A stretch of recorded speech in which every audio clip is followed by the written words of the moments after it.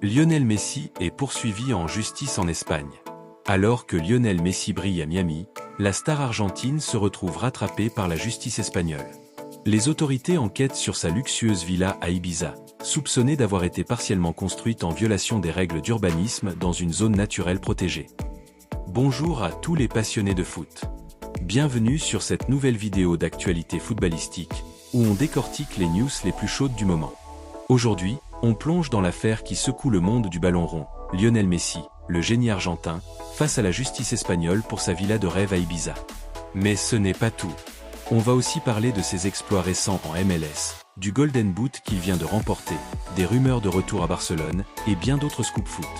Installez-vous confortablement, likez la vidéo si vous êtes fan de Messi, et abonnez-vous pour ne rien rater. C'est parti! Commençons par le scoop du jour. Lionel Messi, qui vit une seconde jeunesse à l'Inter Miami, pourrait bien voir une partie de sa villa de 11 millions d'euros à Ibiza démolie. Oui, vous avez bien entendu. Selon des sources fiables comme le Daily Mail et d'autres médias espagnols, les autorités de San José, la commune où se trouve la propriété, ont lancé une enquête approfondie. La villa, achetée en 2022 par Messi auprès d'un homme d'affaires suisse, est située près de Cala Tarrida, un coin paradisiaque de l'île méditerranéenne. Elle fait 568 mètres carrés, avec un sous-sol, une annexe, une piscine, un spa et même une salle de cinéma. Le rêve absolu pour un footballeur multimillionnaire qui a passé des vacances inoubliables à Ibiza avec ses anciens coéquipiers de Barcelone, comme Luis Suarez et Cesc Fabregas. Insérez image ou clip d'Ibiza, villa luxueuse, générique, et Messi en vacances. Mais voilà, le paradis a un hic. La propriété a été construite sur un terrain rural communal, ce qui interdit toute extension sans permis spécial. L'ancien propriétaire avait demandé une autorisation pour transformer le garage en plusieurs pièces supplémentaires. Problème, la mairie de San José n'a jamais délivré le permis final ni le certificat d'habitabilité, ce document essentiel qui confirme que la maison est habitable légalement.